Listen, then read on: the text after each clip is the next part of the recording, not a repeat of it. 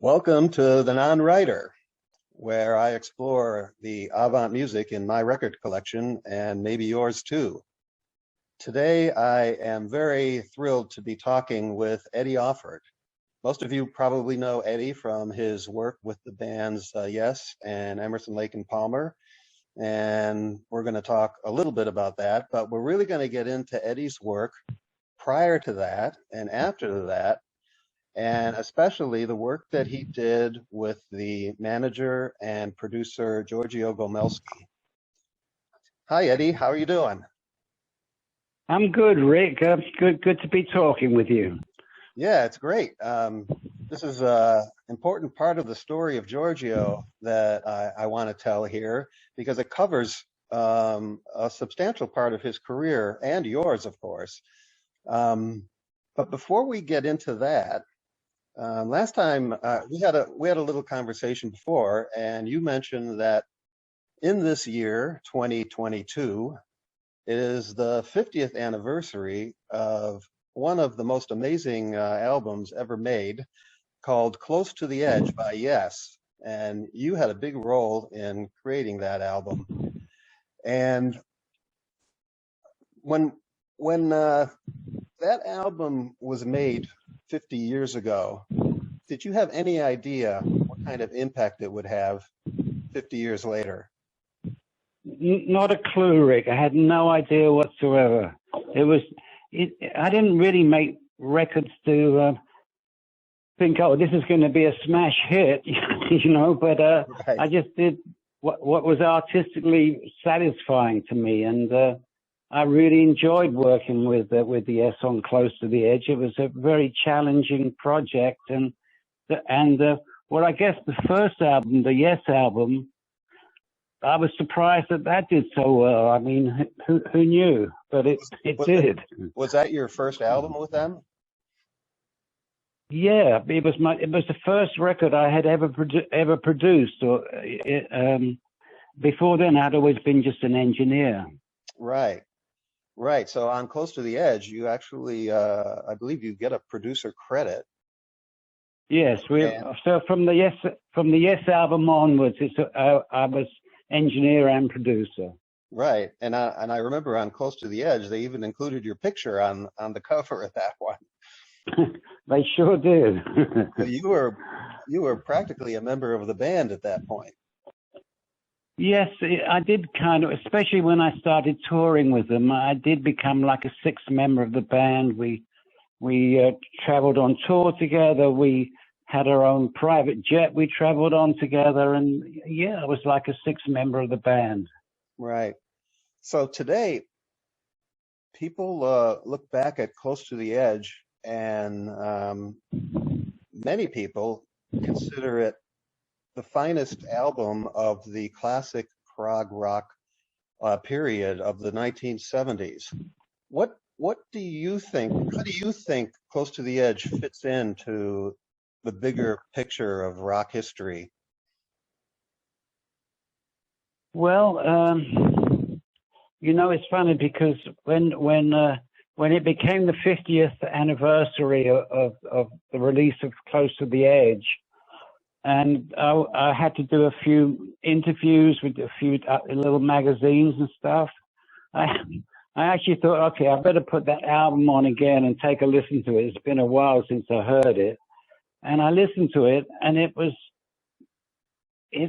brought tears to my eyes. It was there was something about that album that was really special. I loved every minute of it. Yeah, that's great because as I mentioned to you earlier, the Yes Close to the Edge tour was the very first rock concert that I ever attended. So eh, I knew that album backwards and forwards, and I feel like it's become almost part of my DNA. Um, wh- when I hear, when I hear other versions or later reissues of it, I can hear little differences that don't seem right to me. I always go back to the original album, and that's what I want to hear because Uh, it just became so much a part of me. oh well, thank you, Rick. I mean, Sure. one of the reasons why I went on tour with them was because those were the early days of recording. There were no samplers. There was no really equipment, that you could do stuff with. It was all kind of hand put together. So the church organ in Close to the Edge, which we recorded in a church, they couldn't reproduce that live. So they said, look, we're having trouble reproducing this stuff live. Can you come out and tour with us and help us do it? So I had two tape machines with all kinds of musical cues on it, and I'd just punch the button at the right time, and out would come a church organ, or out would come a whatever, and it was because kind of like you, I knew every note on that album. When I mixed it live, I was able to make it sound really close to what it was on record, and that's really why I went on tour with them. Right.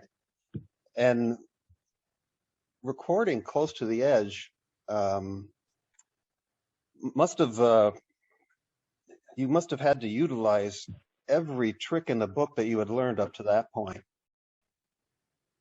Yeah, basically, when Yes was in rehearsal, they would kind of have a rough idea of what they wanted to do in the studio, but it was just an outline.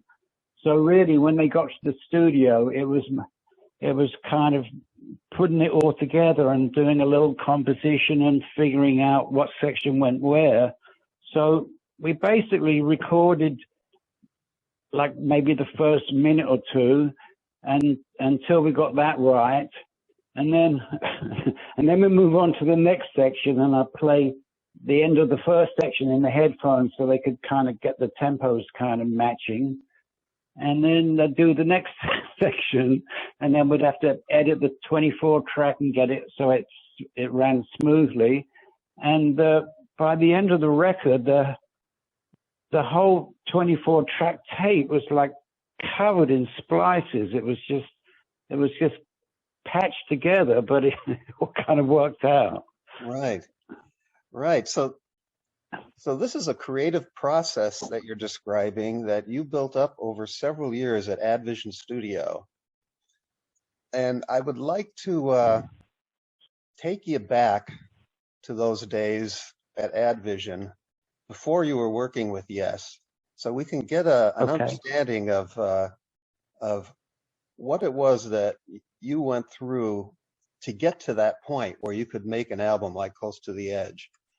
So if I can take you back to London in the early to mid 60s, this is the swinging 60s that we're talking about. Okay.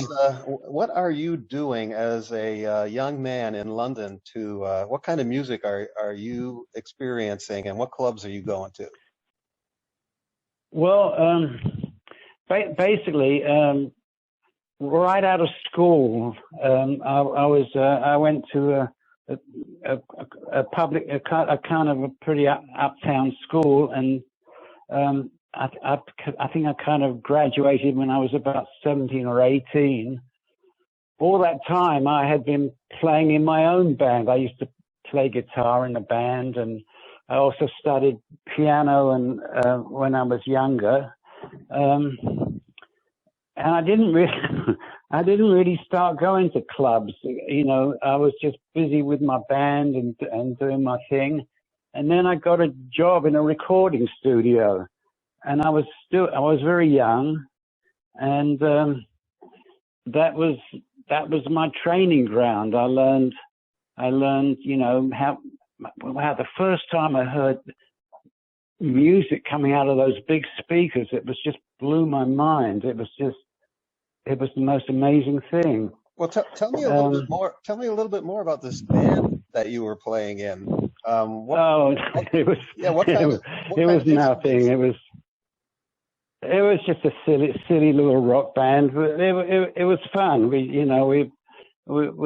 just had a good time. It was nothing that special. But I remember when I first started at Advision. When I'd have a session that maybe went on to 10 or 11 at night. And then after that, I'd have my band come in and we'd record some demo stuff. And I would sit behind the board doing the sound for the session and playing guitar at the same time, had my speaker in another room.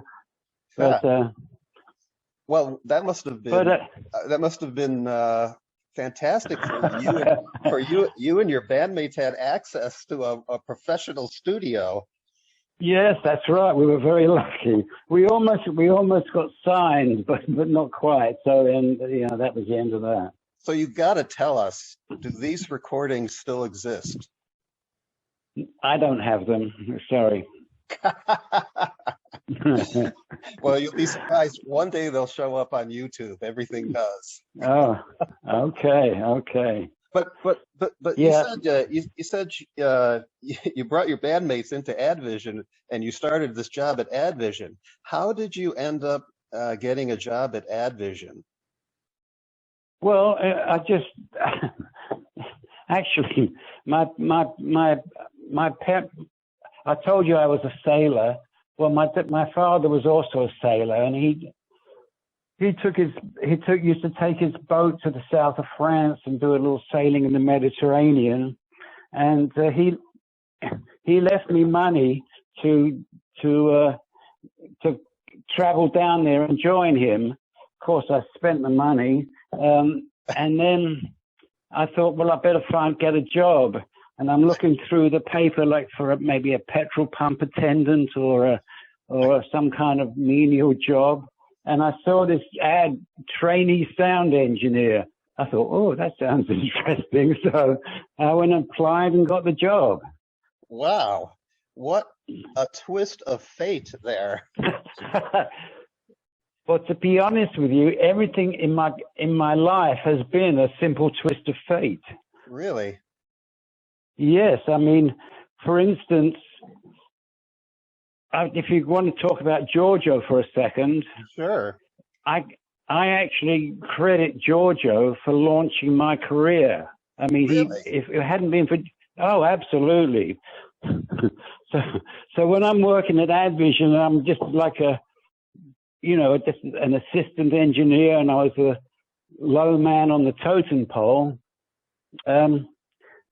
The other engineers, they would give me all the stuff that they weren't interested in doing, just, maybe jingles or stupid things.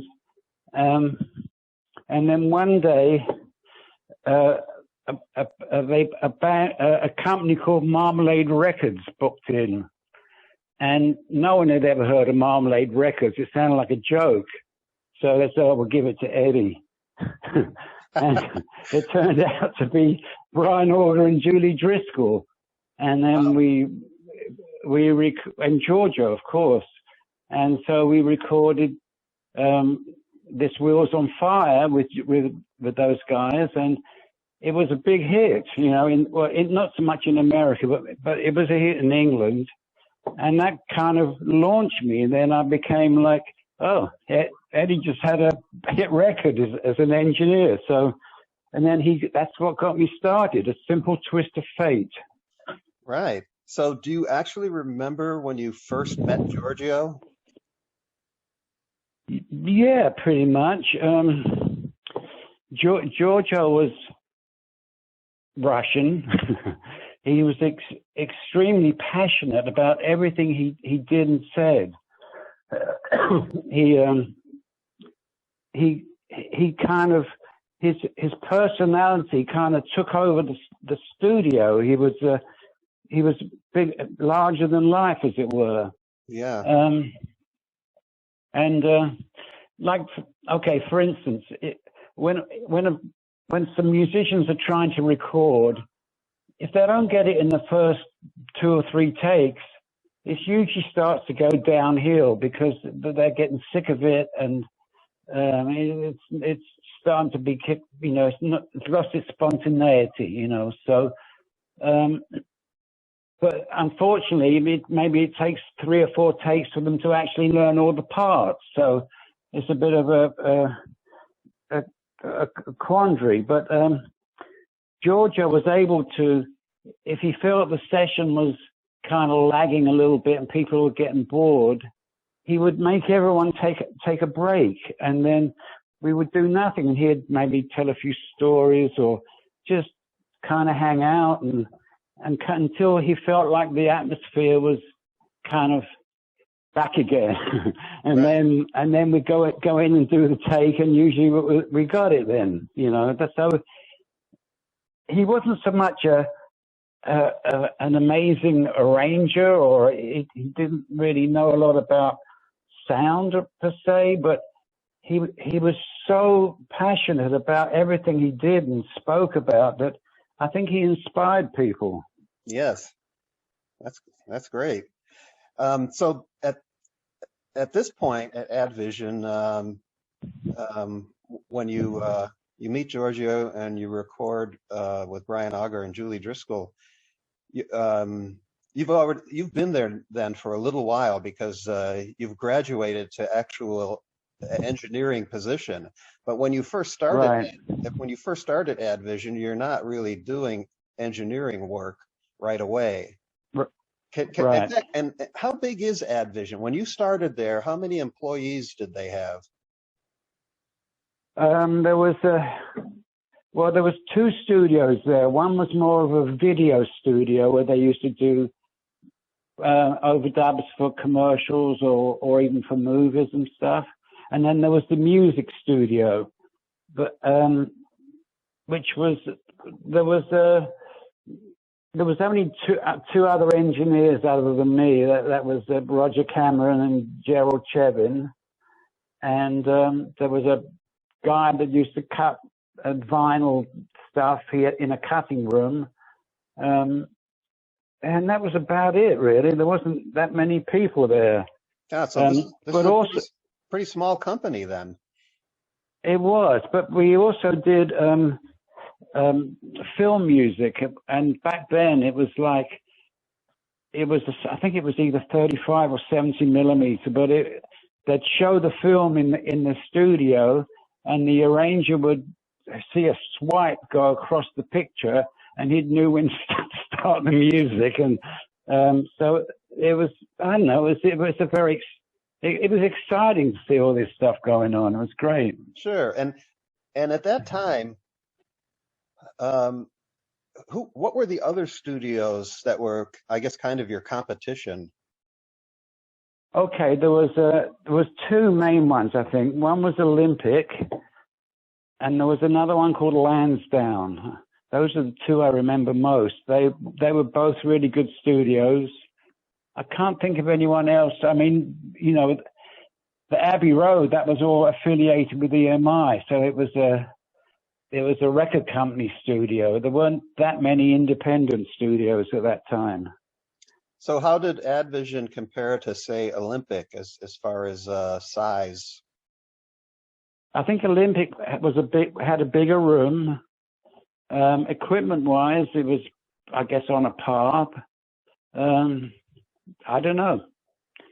I never spent much time at Olympic, so I don't really remember it that well. Sure. I think Giorgio also did a fair number of recordings at Olympic as well.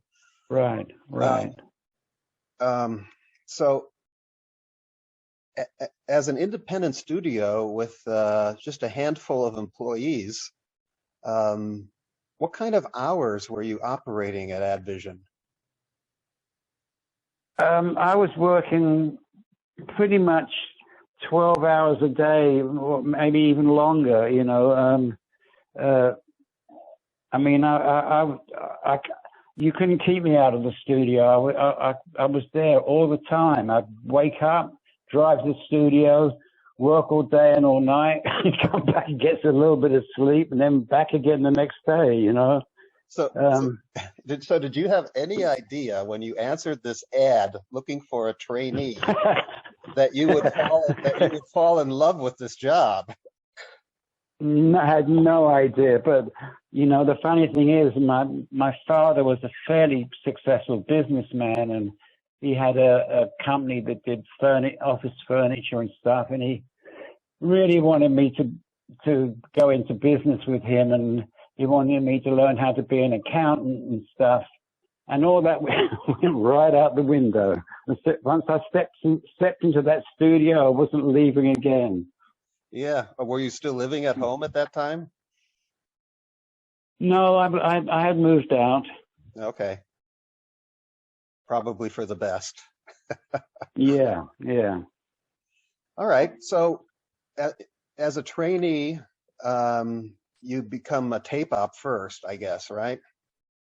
Right. Can you tell us a little bit about what is the difference between a tape op and an engineer? Okay. Nowadays, all tape machines have a remote control. You can just sit at the desk and press play and record, and off you go. Back then, that wasn't possible. You had to go over to the machine and actually start the machine, stop it. You know. Uh-huh. So you were basically operating the multi-track tape machine. And then on top of that, you were setting up the studio, just kind of, you know, being like an assistant, you know, anything that was needed, I'd find out how, you know, and do it, you know. But it wasn't a very glamorous position, but you know, I just by watching other people, I learned a lot. Sure. So it's basically you as tape op and an engineer in the control room of the studio, right? Yeah. And you're taking direction from the engineer? Yes. Okay.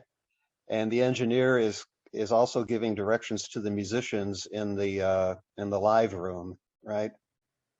Yeah, not so much direction, because an engineer doesn't really give musicians direction, except, okay, we're running, that's about it. But the direction is always from the producer.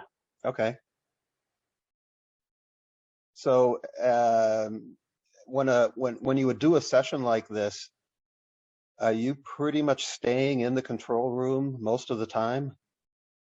Yeah, absolutely. Except, oh, Eddie, could you go and move that mic back a few inches, or we need a different mic on this instrument here. Could you go change that mic? Or so I'd be running out and doing things out in the studio, and then back into the control room. Uh-huh. And early on then, while you're still playing the role of tape op, Giorgio brings in a band that would eventually become famous called the Yardbirds. And yes. And in fact,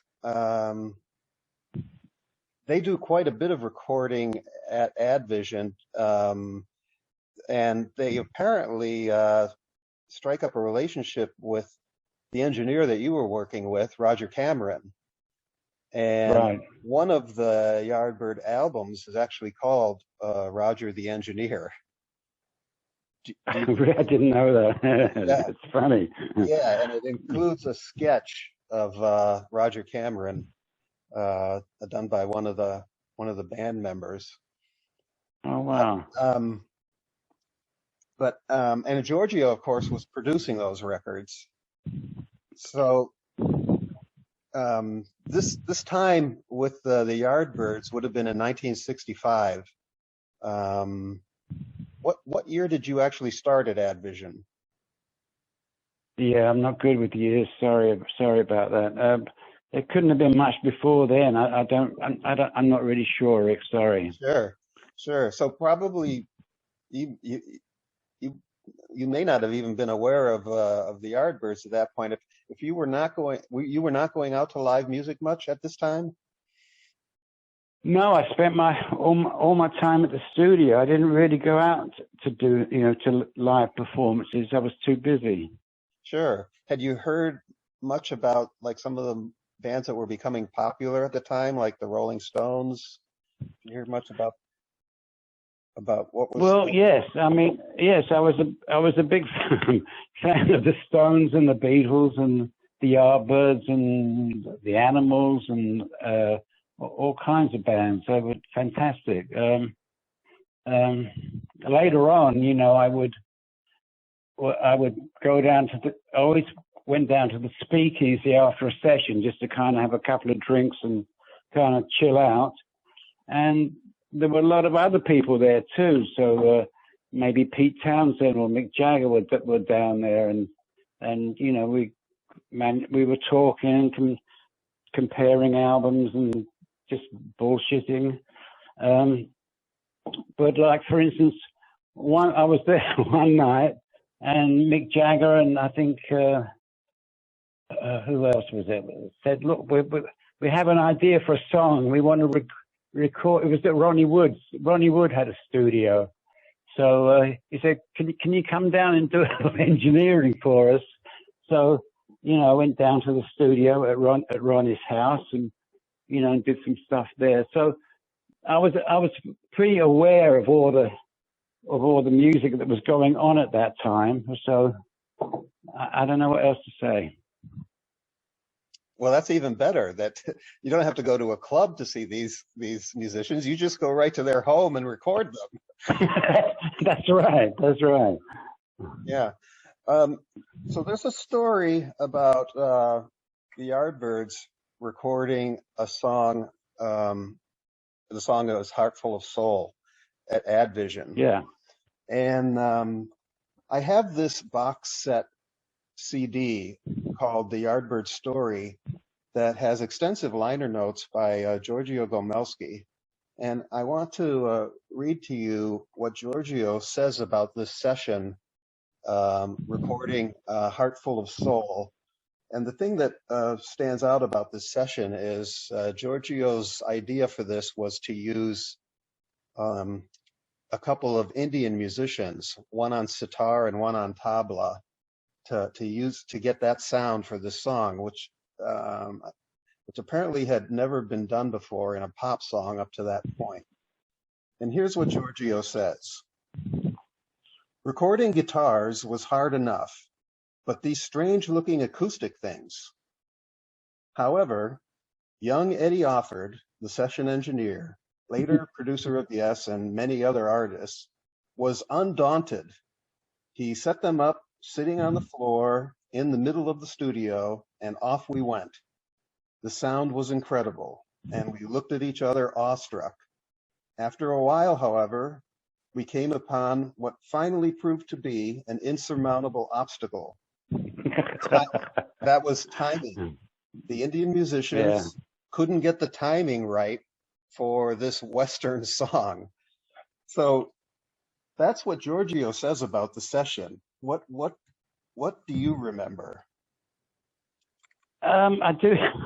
I do remember those two Indian guys. I mean, at that time, I guess Indian music had become very looked at and sought after, especially by the Beatles and George Harrison especially. And then Ravi Shankar became a superstar almost. So it was an exciting time, with Indian music having its influence on pop music. Right. And apparently, Giorgio would go on to say what happens at the end of this session. I don't know if it's actually in this in this liner notes here, but in other interviews, Giorgio talked about at this time in the Yardbirds, Jeff Beck is the guitar player. And of course, Jeff Beck figures out how to get a sitar sound out of his electric guitar with a fuzz box. And that's what they end up using. And there was there was an instrument called a sitar guitar that came out. Ah, I don't know if that was it, but there was an actual electric guitar made that sounded just like a sitar, and I think a few people used it. Now, whether that was the case with Jeff Beck, I don't know, but yeah. I remember that instrument though. Yeah, I don't think that was the case with Beck here. Beck was known for being able to get strange sounds out of his guitar, Right, and right. he heard Giorgio struggling with these Indian musicians, so on his own he came up with this sound, and he said, "Hey Giorgio, I think I can play this part," and they liked that sound even better, and so they went with that, and the Indian musicians didn't end up on the release. However, Right, they right. still got recorded, and you can actually, if you go to YouTube, you can actually hear a recording with the Indian musicians, and it's worth a listen Wow, if you're interested in that kind of thing. But wow, wow. but the story isn't over with this session, because apparently at the end of the session, when the Indian musicians are getting ready to leave, Jimmy Page shows up. Now, Jimmy Page was a well-known session musician in in the studio scene in London. Did you ever Yeah. see Jimmy Page show up at Advision as a session guitarist? Yes, yes, yeah. Yes. He played on sessions. So did John McLaughlin actually. Oh yeah, right. Uh, Yeah, in fact, yeah, and of course they all knew each other because they would run yeah. into each other at sessions all the time. There's even a story that I think McLaughlin tells. Jimmy Page and John McLaughlin had met before they were session musicians when McLaughlin was working in a music store, and Wow. Jimmy Page was so impressed with his playing at that time that he took a few lessons from John McLaughlin. Wow. Yeah, but here at Advision, Jimmy Page drops in at the end of this session. He's also good friends with Jeff Beck, so it probably wasn't unusual for them to meet up at the end of the day. But apparently, the story that Giorgio tells is that Jimmy Page became fascinated with this sitar, and that he ends up buying it off of the Indian musician for 25 pounds or something like that. Uh, Well, do you remember anything like that happening? no, I've heard that rumor before, and it it could well be true. I mean, it sounds like it's true, because if you're a guitarist and you actually see that goddamn sitar, which is the most amazing looking instrument, you got to be really interested in. Oh my God, how do you play this thing? So I can imagine it being true, but I can't definitely say I've witnessed it. Well, the story that Giorgio tells from there is that sometime after this, Jimmy Page shows the sitar when he's at another session. He shows the sitar to another session player. I think his name is Big Jim Sullivan. Does that name ring a bell? Uh-huh. But a little bit, vaguely, yeah. Apparently, Big Jim Sullivan, if I have the name right, he was like at the top of the heap of session guitarists at the time. He was the king, and Okay. and he ends up showing the sitar to George Harrison. And 5 months Is that later, right? and then 5 months later, according to this story, George Harrison writes Norwegian Wood with a real sitar, Oh, I see. and the rest is rock history, as they say. I see. So it all started with the Yardbirds, huh? Well, that's the story, and so far I haven't been able to get confirmation of this story, and I think I'm gonna have to talk to Jimmy Page about this. Well, I think it's a good story. I think you should stick with it, Rick. I like the story. That's great. Yeah, that's a good idea. Well, also in the Yardbirds, the bass player was Paul Samuel Smith, and Paul would end up leaving the Yardbirds, and actually he would get replaced by Jimmy Page. This would be in '67, I believe, somewhere around there. And Paul Samuel Smith becomes a successful music producer himself. Do you remember Paul? Right. Yes, I'm sure. We were, were in the studio at the same time. Don't remember him that well, but he did become quite a well-known record producer. That's for sure. Right. And then Jimmy Page, he and Beck are in the Yardbirds together for a brief period of time. I don't suppose you ever saw Jimmy Page and Jeff Beck playing together. Sorry, I don't think so, but I can't remember that well. Sorry. Their time together wasn't that long. Jeff Beck would leave the Yardbirds too, and then Jimmy Page was kind of he took the band through its final days, and the Yardbirds would come to an end in late '68, I believe. And then, of course, okay, Jimmy Page ends up turning the Yardbirds into Led Zeppelin. I guess at that time, the music was going through kind of a fairly big transition. Yeah. Before then, an artist, maybe a singer or whoever it was, they didn't have bands really. I mean, they just had session musicians and then arrangers and stuff that would put their music together, and then they'd sing on the top of it, But then, when bands actually became something to consider, bands started coming out of the woodwork, and session musicians didn't have quite the impact that they used to have, and so I guess all these session musicians figured out, well, hey, why don't we put a band together, or let's do, I don't know. I think it all kind of changed at that point. Sure. So by '68, you've been at Advision for about 3 years, and you're starting to learn the engineering part of the job, and you must be seeing a lot of changes happening, not only to the amplification of the sound, but to the recording equipment that you need to record that. Can you talk a little bit about what those changes were like for you?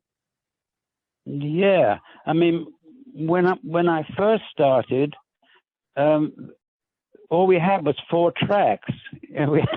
We had a 4-track tape machine. That was it. So you had to put the whole band on pretty much on 1 or 2 tracks, and then you had 2 left to do all the vocals and everything else. And then later on, it became 8 tracks, and then it was 16, and then it was 24. And when 24 tracks came, it's like, oh my Lord, we've got all these tracks, we can do anything. So that changed a lot. All the microphones and they pretty much stayed the same. It was all Neumann, and Neumann mics were fantastic. AKG made great mics, and but then Shaw came out with some stage mics. I think they were called SM57s, and for some reason they worked better on some instruments than these expensive condenser mics. So condenser mics have to, not to get too technical, but condenser mics tend to boost the bottom ends when you get them too close to the instrument. They get a little woofy. But the Shaws didn't have that problem, so you could mic them as close as you wanted to, and they still sounded good. So that changed, and then we had very little outboard equipment. I remember the first time anyone ever heard phasing, which was a thing that makes it sound like it's in a tunnel, and kind of it's a weird kind of sound.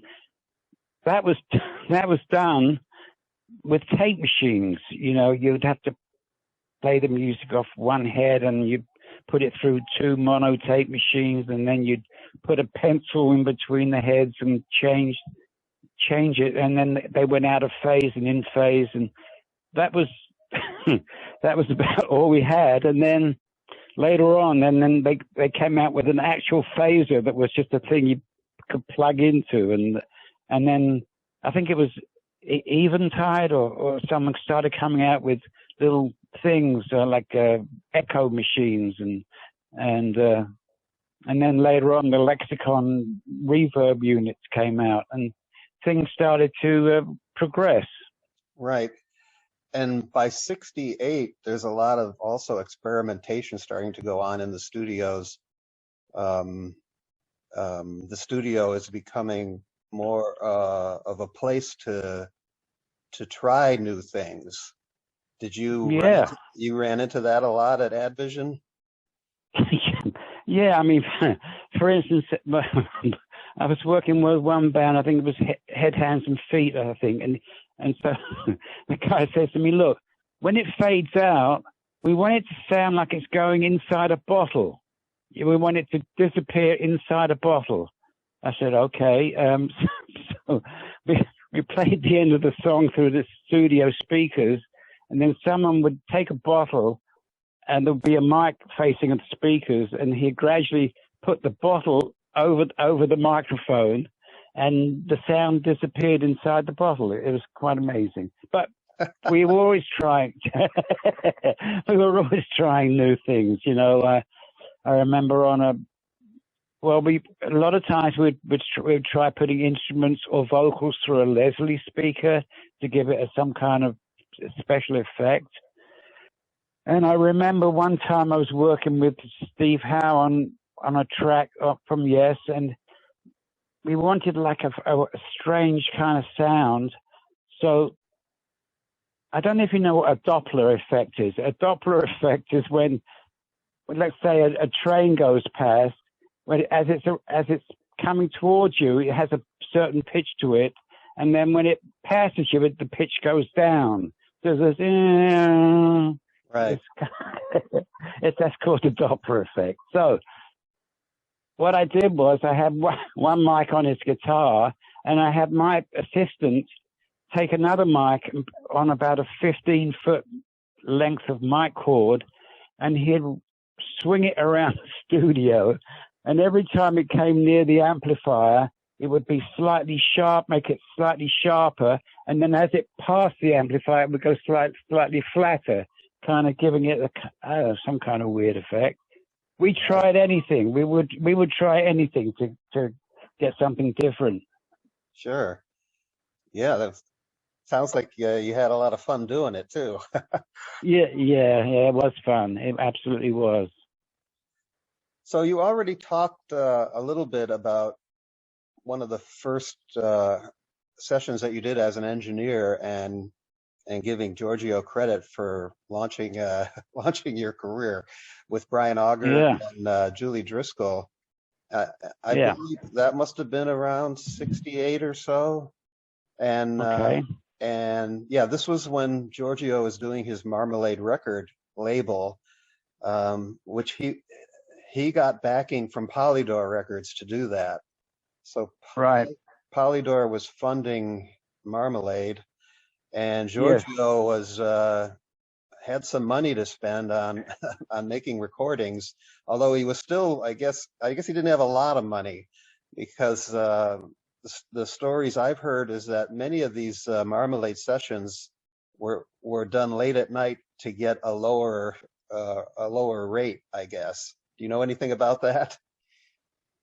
Well, you know, it's possibly. I mean, when you're doing a session and let's say it finishes at 2 or 3 in the morning, I mean, but maybe you spent a couple of hours just fooling around doing nothing, you know. So as an engineer, you were able to say, well, actually the session kind of finished at 11, you know. So there was a few hours there that were kind of maybe not spoken for, but that's a little bit uncool, but you know, I guess it happens. So right. Well, one of these sessions, or an attempt to do sessions a little cheaper, was when Giorgio brought in John McLaughlin, John for his to record his very first solo album, Extrapolation. This would be now in the exact date of this is 18th of January 1969. And John puts a band together. He has a bunch of compositions he wants to do, and he puts a band together. And this is before McLaughlin would work with Miles Davis. In fact, it's like right before. And you were the engineer on this session. Do you remember working with John? Yeah, I mean, if I remember, he came into the studio pretty well rehearsed, knowing pretty much what he wanted to do. And I remember, for some reason, I remember the bass sound. I was really happy with the bass sound I got on that. I forget his name. Was it Brian Hodges or something? I forget. Yeah, you're right. You're right. The bass sound is really good on that album. But anyway. So I think we probably recorded the whole album in like a couple of days or something, if I remember. It was just instrumental. And I know it must have been cheap to make. And the music that he was doing at that time was pretty new sounding. Do you remember what impression it made on you then? Well, yes. I mean, it was kind of my first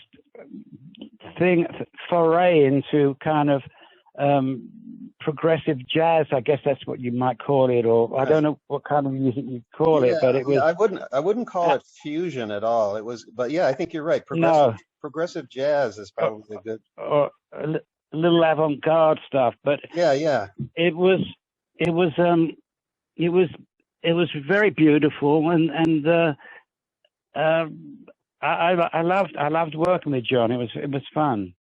Yeah, I don't know if you knew this, but almost right after these sessions, John would go to America to work with Tony Williams, and Tony Williams, of course, introduces him to Miles Davis.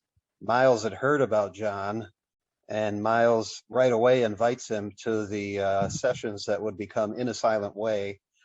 And again, as we say, the rest is history.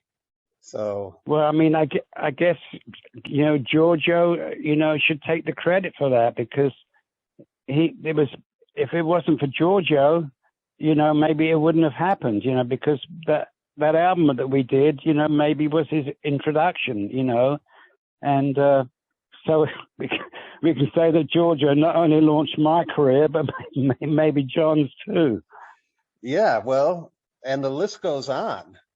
When you talk about Giorgio launching careers, yeah, John McLaughlin in 1969 was unknown, and in just a couple of years he would become very well known, not necessarily for his work with Miles Davis, but of course for Mahavishnu Orchestra, which became huge, and of course when Marmalade released Extrapolation, it didn't do very well because John McLaughlin was not very well known, and the music was a little bit challenging.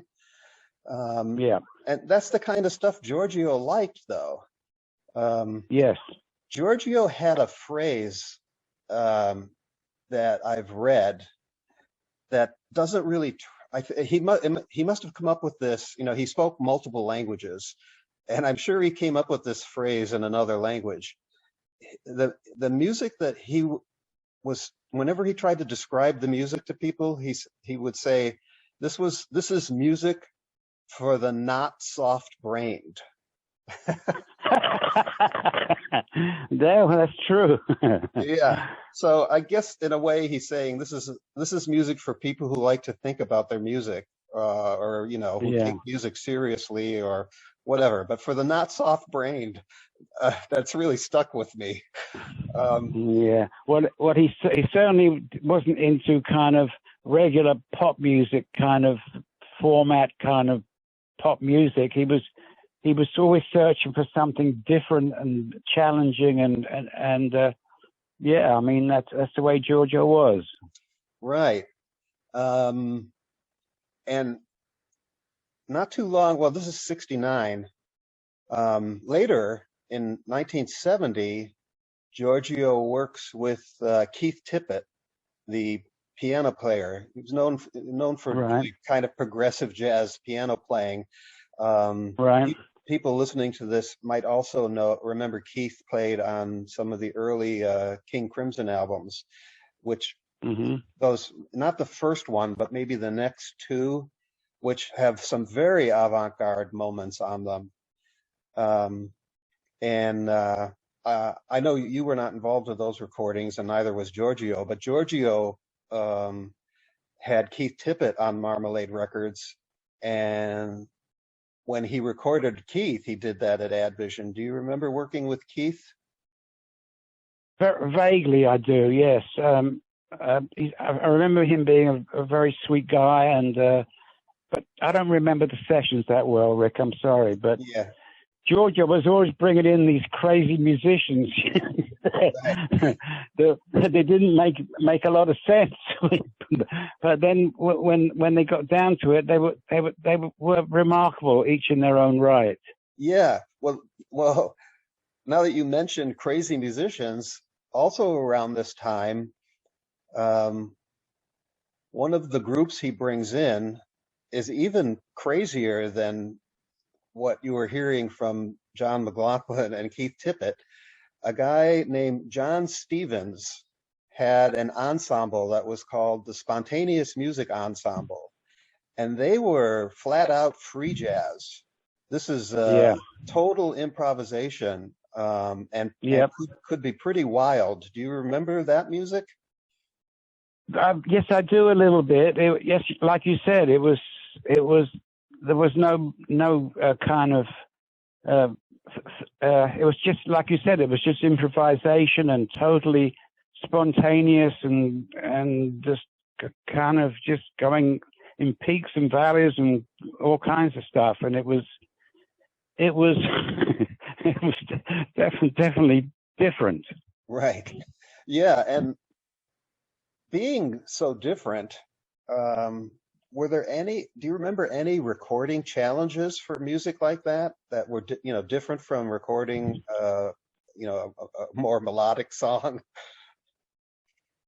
Not really. I mean, the thing that an engineer really has to do is to become transparent, so that you spend half an hour or so getting sounds on everything and kind of getting all mic'd up the way you like it.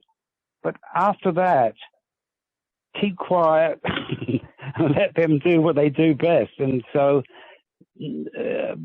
I wouldn't want to interrupt a take or anything, even if something didn't sound quite right. You had to let it go, and it all worked out, kind of thing. So it was just a matter of preparation, getting the right mics in the right places, and then letting the band go. Sure. All right. Well, getting back to some of the other musicians that Giorgio recorded on Marmalade, there is a guy that you might remember, not so much for his own music. I'm talking about Gary Farr, who's a musician that I'm not very familiar with, but he had a band in the mid 60s called the T-Bones. And in 1966, Keith Emerson did a brief stint with Gary Farr and the T-Bones. And I know that you were very close with Keith Emerson. Did he ever mention this work with Gary Farr and the T-Bones? No, Emerson was a very he was a shy guy, and he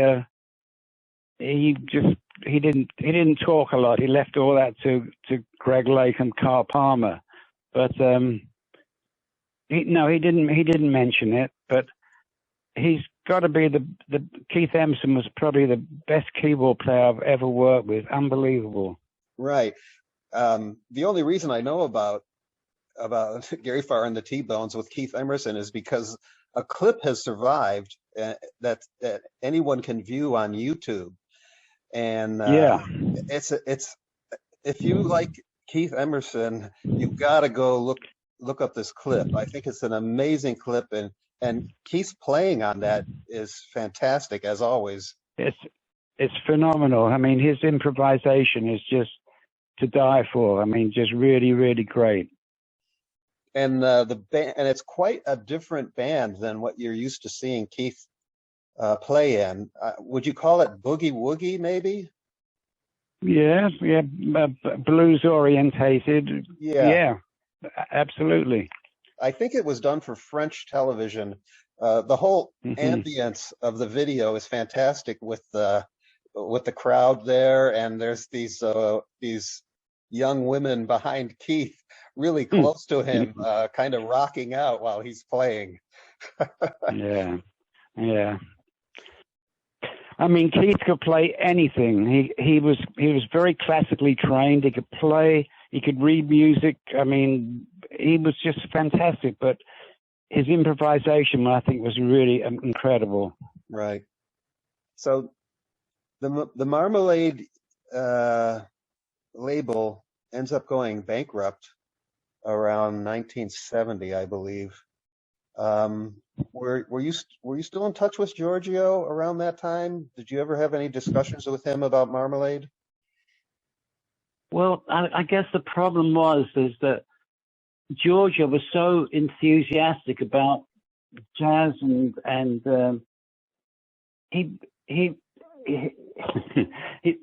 a lot of the music that he liked just wasn't commercial, and so he would do albums that he adored, but then it probably wouldn't do much financially, so I guess he did kind of go bankrupt, which was unfortunate, but there it is. Right, right. And also at around this time is when you start doing your work with the band Yes. Okay. And when the first thing that you did with Yes was called the Yes album. And Well, actually, this is at a time in their career when they really needed to have some success. actually, I did an album before that. I think it was called Time and a Word. Oh yes, And right. I was just the engineer. The band came in. I was the engineer, and I wasn't the producer or anything. And the album did nothing. And what label were they on? I forget. Was it Atlantic or Polydor? I can't remember. I think it was Atlantic, and I think that they were in danger of getting dropped. Yes, they were. So when we finished Time and a Word, the band said I had really bonded with the band during that album, and they said to me, "Look, we don't need a producer, Why don't we produce it together? It'll be Eddie and Yes producing." I said, "Sure, let's give it a shot," So Atlantic Records, I think, got on board with that, and then we did the Yes album, and finally they got a hit. So another simple twist of fate. The first thing I ever produced was a hit. Right. It's just pretty amazing. So why would you say you really bonded with the members of Yes? But you'd never, like you said, you never really produced anything before. Can you tell me a little bit more about that bonding that would give them such confidence in you as a producer? Well, I always looked at things from the artist point of view. I always felt like an artist would come into maybe a big studio, and they'd be out in the studio, it's almost like in a goldfish bowl. And the producer would say, "Oh, that was pretty good, but let's try one more." And then the band would look around and, what do we do now?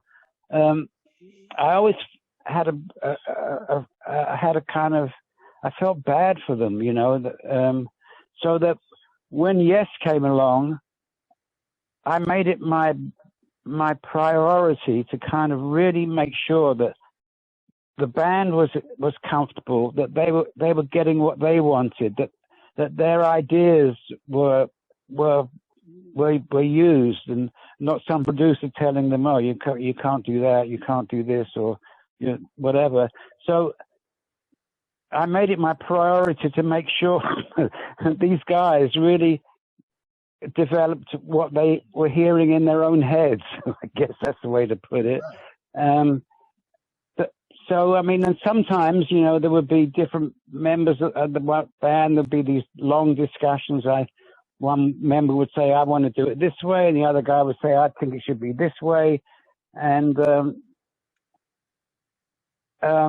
so finally I got to the point where I said, look, we can talk about this all day and all night, and it's going to cost a fortune in studio time. Why don't we try it this way and that way and see which one we like best? Oh, okay, let's do that. I kind of was able to kind of get them to kind of, you know, work together and kind of, you know, not argue so much, I guess. Right. So I was going to ask you now, at this point in your career, you're now a producer as well as an engineer, and you've been watching other producers for a while, and you just mentioned this here that you kind of learned what not to do by watching some of these other producers. Yeah. But what I wanted to ask you, of course, was what kind of an influence did a producer like Giorgio or others have? When I think of Giorgio in the studio, you know, like you said, he wasn't really that technical, didn't really even know maybe that much about sound per se, but he liked to experiment like you did, and he liked to try different things. Would you say that had an influence on you? Yes, I would say so, but I was the same way too. So if Giorgio says this, you know, let's try doing this in the bathroom, I think absolutely, let's try that, you know, or I mean, anything he suggested, I was definitely in to try, you know. Great. Were there any other producers like that you worked with? Not really, no, because like I said, a lot of producers I didn't have a lot of respect for, because they were just thinking about making a hit record, and oh, this section's too long here, we got to shorten this, and you know, where's the hook? There's no hook in this song, and we got to find a hook, you know. Right. So I didn't really respect that, you know, but there were a few producers that I did respect. I think Tony Visconti was pretty good. Oh yeah. I'm trying to think of who else. I can't remember off the top of my head, but Giorgio was like, he was a ball of energy. He was like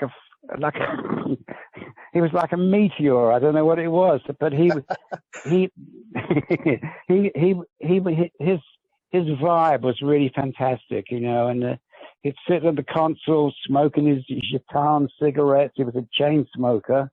And then he'd have a little bit of whiskey, and, you know, and kind of, but he contributed to the atmosphere of the session, and kind of, I guess in the same way as I do, he wanted everyone to kind of, you know, be relaxed, but, and then, you know, be inventive too. Let's try this. Oh, let's try that, you know. Yeah, it's interesting that you use the word vibe. That another music producer that worked with Giorgio told me that he considered Giorgio the vibe master. Yes. I thought that really was that summed it up pretty good. Yes, and also he knew so many musicians and so many. he was always, I guess he had people at his club, but I think he was responsible for Julie Driscoll joining Brian Auger. I could be wrong there, but I think that's No, true. I think you're right about that.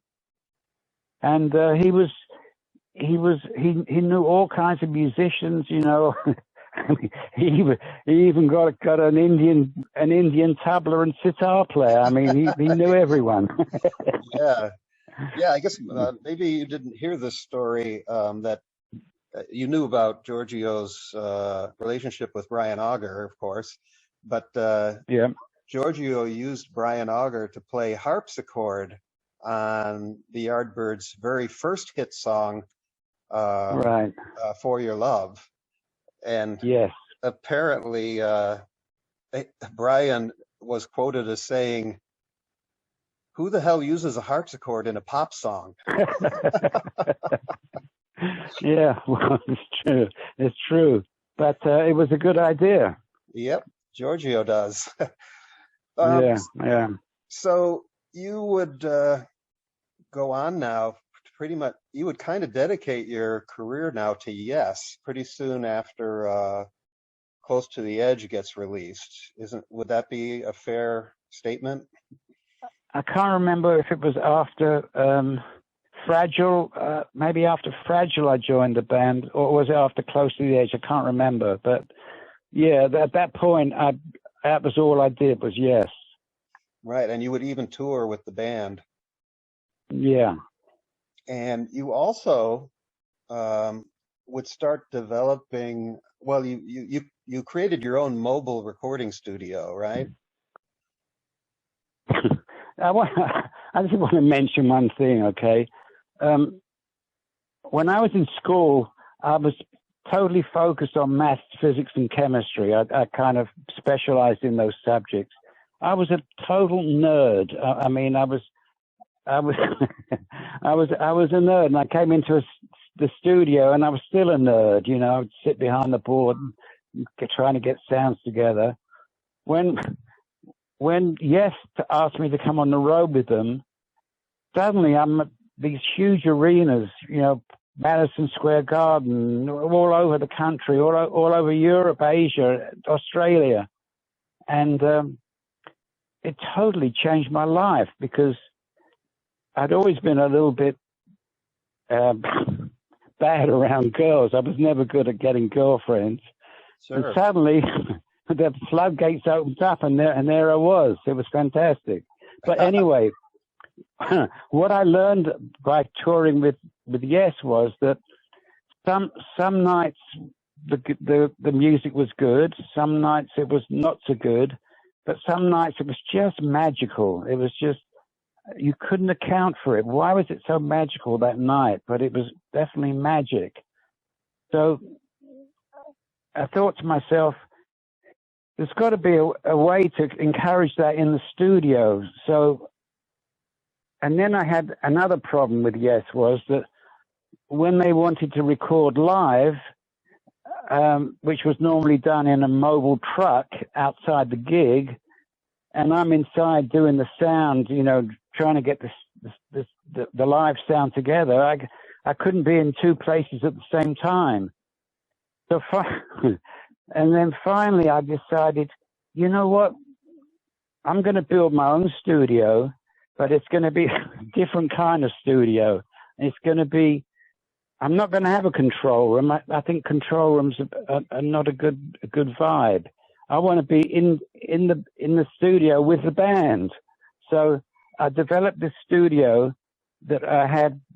It was all built into flight cases, and you know, it was all very complicated. But I'd set up with the band, and it took a little while to get the sound I wanted because you're not in a control room. But it was so much better because I could talk to them face to face. You know, I could say to the drummer, you know, what's going on with the snare? It sounds a little bit dead, or I was part of the band, you know, kind of thing. And it didn't feel like they were in a recording studio where it was the fishbowl effect. Right. And then when I went on tour, I had a 24 track that was built into 3 flight cases so that I could do the live sound and record at the same time. And that kind of eliminated that problem. So it was a different kind of concept. So when I wanted to do an album, I would just look for a nice sounding room, like a rehearsal studio or even someone's house or whatever, set up my equipment and off we go. And then when Albert Grossman asked me to come to Woodstock and do a recording, I packed up my equipment, went there. He gave me the use of a barn he had, and I set up my equipment there. And the word soon got out, though. Eddy Offord's got this funny studio with no control room. Everyone wanted to come in and try it out. You know, Todd Rundgren, John Sebastian, Paul Butterfield. It was endless, the amount of people that wanted to come and play in my studio. Right. But before you get to Woodstock, you're using this setup also in London. Yes. And I looked up one of the last recordings you did before you left London, and it appeared to be with Ginger Baker and the Baker Gurvitz Army. Yes. And that's the funniest thing is that it took me about almost a year to get all this equipment together the way I wanted it. I had these huge speakers, you know, the massive speakers, and the console was all in flight cases, and as it was being built, you know, I was collecting it into my apartment, which was, I had a beautiful penthouse in the center of London, and then this thing was growing like a monster in my living room. All this recording equipment, and then I guess I got involved with that. Was it Adrian Gurvitz? And he came up and saw this stuff. He said, "Well, that's amazing. When can we start?" So I said, "Well, look, I tell you what." I said, "Why don't you bring the band up here and we'll give it a shot?" Because I'd never recorded on it before, and it was all new to me. So the Baker Gurvitz Army showed up in my apartment, and we started recording.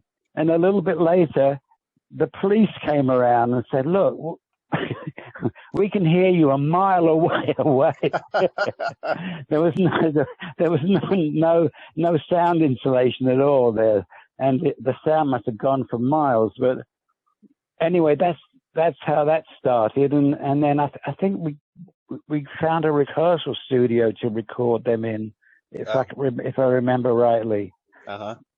But anyway, that's. Yeah, go ahead. So that's when it all kind of first kicked off, and then I did a Yes album at Chris Squire's house with this same equipment. Yeah.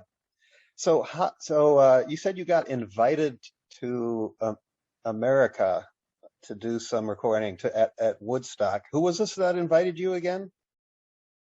Albert Grossman he had his own recording studio, his own label, Bearsville Records. Oh, Bearsville, right? Okay.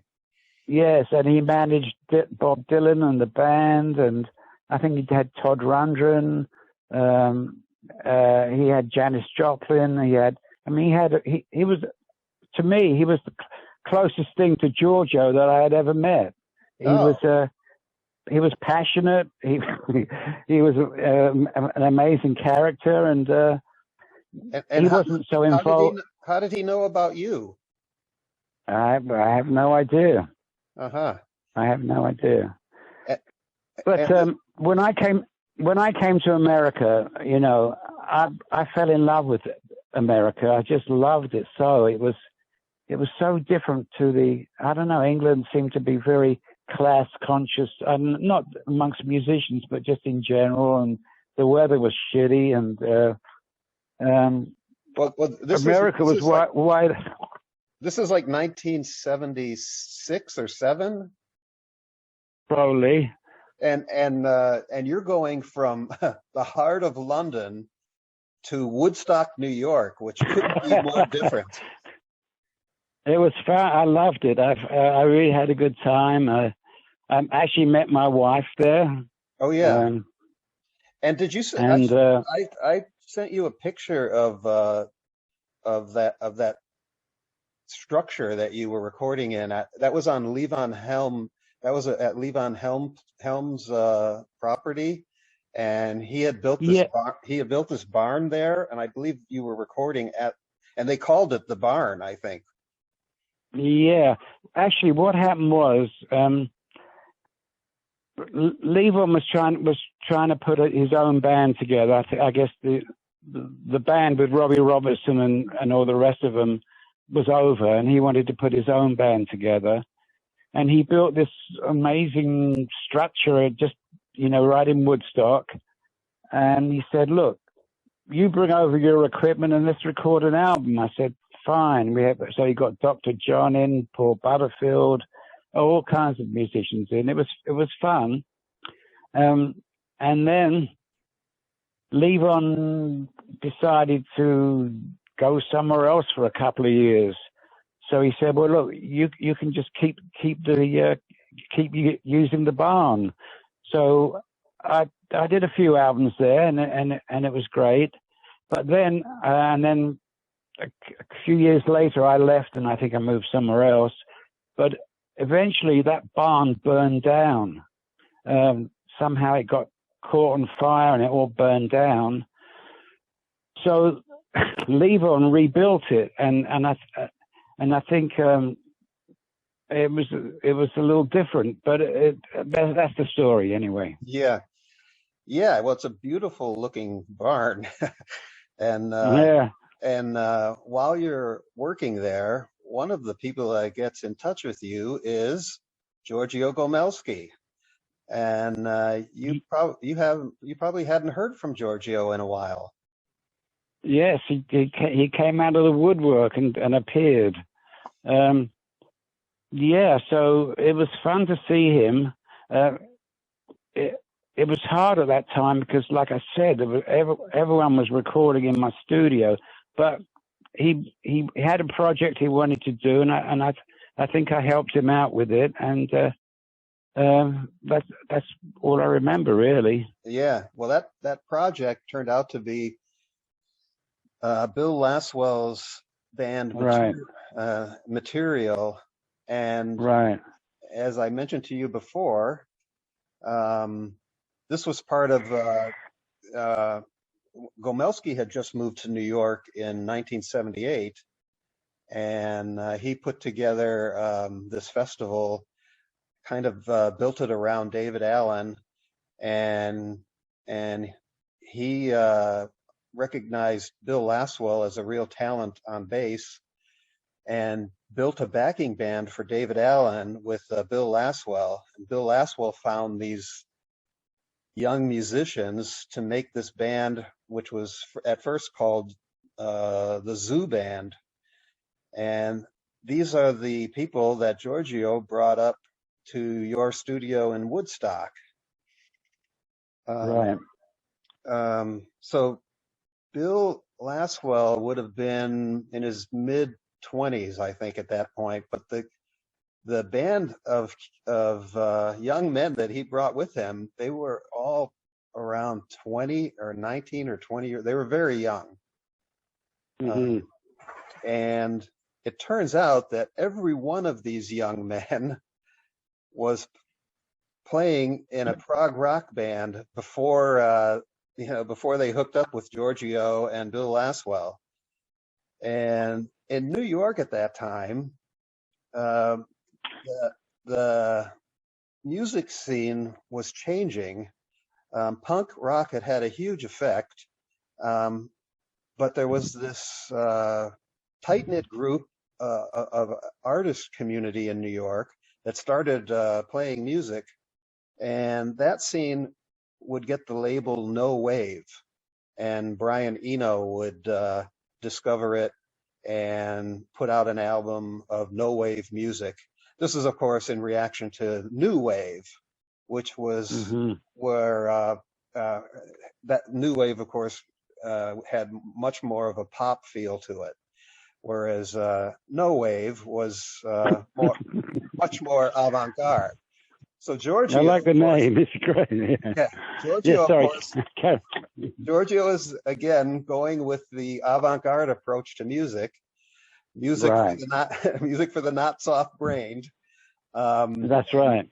Bill Laswell is totally on board with this, being a huge fan of Miles Davis and the post Bitches Brew fusion sound, along with many other sounds. I mean, Bill Laswell turned out to be quite the amalgamator of different genres and sounds, and these young guys, uh, uh, uh, they're all Prague fans, and here they are going to work with Eddy Offord. Um, Mm. can you imagine what was going through their heads? That most most of them, I don't think, had ever been in a recording studio before. Wow. Well, I, I'm I'm sure they got over the initial shock fairly soon because like I'm pretty easy to get along with. I'm an easygoing kind of guy, and I think I'm sure I made them feel really relaxed. That's which is what I always did. I want Right, everyone to have a good time. right. And every one of them mentioned this unusual setup that you had with your studio gear, where you were right in the live room with them. That's right. Yeah. So I wonder, this was kind of the last um, recordings that Giorgio would do that would get released. I think there might have been a couple of things after that, but this one, this material band, they would record 4 songs with you and release it on an EP called Temporary Music that would become again hugely influential later. and Okay. and and as I was mentioning, this music was coming out of a post-punk scene in New York that um, was kind of hostile to what was the classic prog era of the 70s, Right. because Right. punk rock, was all anti that. Um, Yes. um, so when I heard that this band material was full of prog rock fans, it just seemed amazing to me, looking at Giorgio's career, how he brought all these different people and all this different music together. Um, I was just wondering, since you lived through that and you probably suffered from some of the backlash of the anti-prog punk people, um, what what what is your take on this, the arc that music traveled from from the Yardbirds through progressive music, and now here you are with this Bill Laswell material band in your studio. What does that all look like Well, to you now, looking back on the well, history of the music? well, I think the progressive rock scene eventually kind of disappeared up its own whatever. It all became syrupy, classical, kind of with a bit of a beat to it. It wasn't. It it just stopped being that interesting, I guess, is what happened. And Giorgio was always ahead of his time. He was always on the cutting edge of new things, and I think, like you said, the stuff we didn't do it particularly well until maybe later on when it finally caught on a little bit. So listen, I don't know what to say. I don't know. No, I mean I don't know what to say. that kind of sums it up, because Yeah, through yeah, it all, you had people like Giorgio who kept, trying to push the boundaries, and that's right. but you also had, you know, fans that ended up in this band material. You know, they were all they were prog rock fans. Right. But now they're pushing boundaries in a different way. Yeah. But there are definitely elements of their prog roots in what they're doing. And Right. and then of course there are the fans. And you know, there's this group of fans like myself growing up at that time, and you know, we loved the classic prog music of the early 70s, and Right.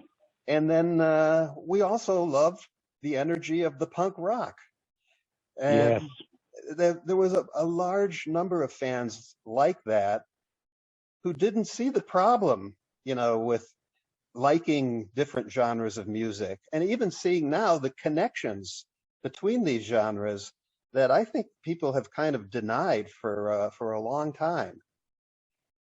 Well, I think people tend to want to pigeonhole themselves into a certain genre of music, whether it's country or whatever. But good music is good music. That's the bottom line. It doesn't matter what genre it is. So if you can take from the good of progressive rock and put in a little punk with it, and almost kind of like Frank Zappa in a way, but